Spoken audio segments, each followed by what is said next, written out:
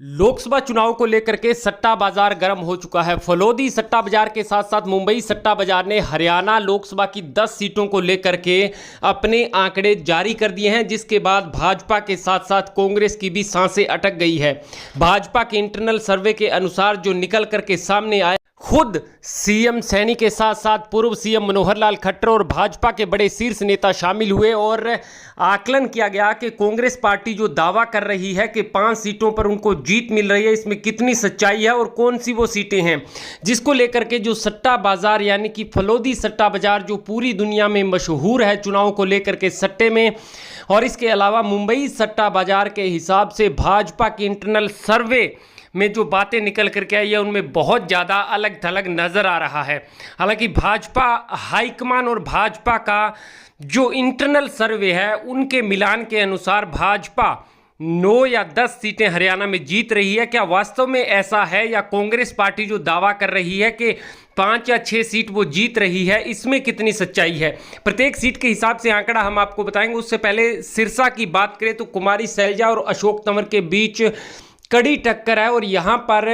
ग्रामीण क्षेत्र में वोट प्रतिशत ज़्यादा रहा था, शहरी क्षेत्र में वोट प्रतिशत कम रहा, जिसके हिसाब से कुमारी सैलजा को 1 नंबर पर माना जा रहा है। चुनाव के नतीजे क्या रहेंगे यह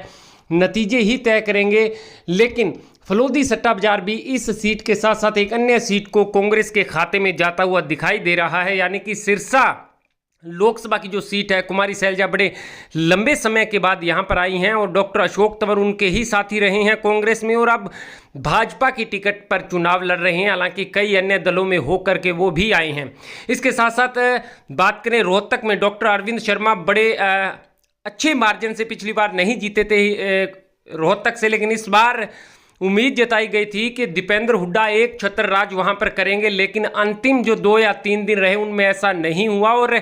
भित्तरघात की संभावना ऐसी रही कि दीपेंद्र हुड्डा और अरविंद शर्मा में कड़ी टक्कर वहां पर दिखाई दे रही है। जीत का मार्जिन बहुत कम रहने वाला है, लेकिन भाजपा और कांग्रेस के इंटरनल सर्वे में यह आकलन निकल करके आया है कि रोहतक की सीट जो है कांग्रेस के खाते में जा सकती है या भाजपा भी जीत सकती है।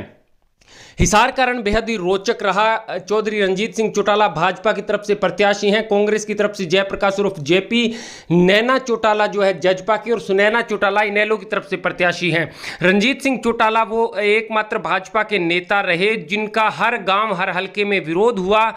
शुरुआत में इलेक्शन बहुत ढीला रहा, लेकिन अंतिम समय पर संघ की बैठक में बड़ी जो पन्ना प्रमुखों तक पहुंच करके जनता तक पहुंचने का दावा किया गया और उसके बाद इलेक्शन रंजीत सिंह चौटाला का भी उठा और यहां पर भी कड़ी टक्कर है। जयप्रकाश उर्फ जेपी शुरू में आगे थे, लेकिन उसके बाद सोनीपत लोकसभा सीट की यदि बात करें तो यहां पर मोहनलाल बडोली ने तो स्पष्ट तौर पर आरोप लगा ही दिए हैं कि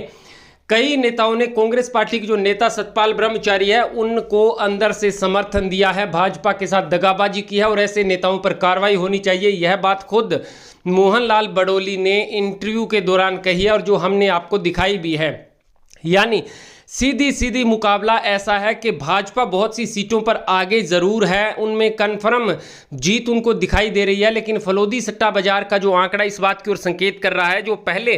7-3 का दिखा रहा था, फिर 5-5 का दिखा रहा और आखिरकार में ऐसा प्रतीत हो रहा है कि 8-2 या 7-3 का मुकाबला हरियाणा के अंदर रह सकता है। एक और अन्य हॉट सीट की यदि बात करें, कुरुक्षेत्र से इंडियन नेशनल लोकदल पार्टी के प्रधान महासचिव अभय सिंह चौटाला चुनाव मैदान में थे, जिंदल चुनाव मैदान में थे। नवीन जिंदल भाजपा की टिकट पर शुरू में काफ़ी पिछड़े हुए थे और अंतिम समय में उन्होंने आप और कांग्रेस पार्टी के प्रत्याशी सुशील गुप्ता को कड़ी टक्कर दिया और इस सीट को भी भाजपा कड़ी फाइट में मान रही है। यानी सिरसा, हिसार, रोहतक और कुरुक्षेत्र की 4 सीटें फाइट में मान रही है और अन्य 6 सीटों पर बड़ी जीत भाजपा हाईकमान और इंटर